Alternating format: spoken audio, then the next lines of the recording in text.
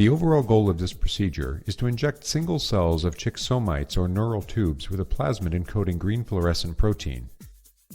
This is accomplished by first pulling microinjection pipettes with an appropriate tip opening diameter.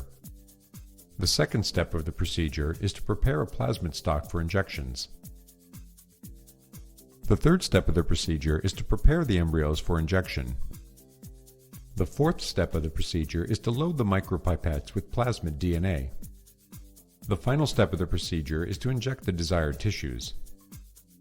Ultimately, results can be obtained that show the range of derivatives in the number of cells produced by single-labeled progenitors in chosen somite and neural tube subdomains through immunofluorescent microscopy. Hi, I'm Ben-Yair from the lab of Professor Chaya Kalcheim in the Department of Medical Neurobiology at the Hebrew University of Jerusalem. Today we will show you a procedure for injecting single cells of chicken somites and neural tubes. We use this procedure in the lab to study linear segregation of somite and neural tube cells. So let's get started.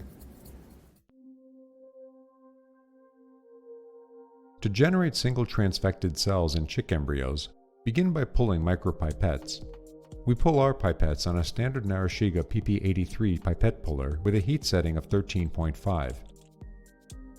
The precise setting must be calibrated to achieve a pipette tip diameter of between 8 and 10 microns.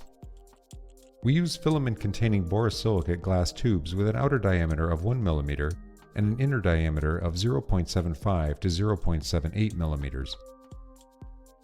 You can also use commercially available micropipettes lacking a filament of 1 mm outside diameter.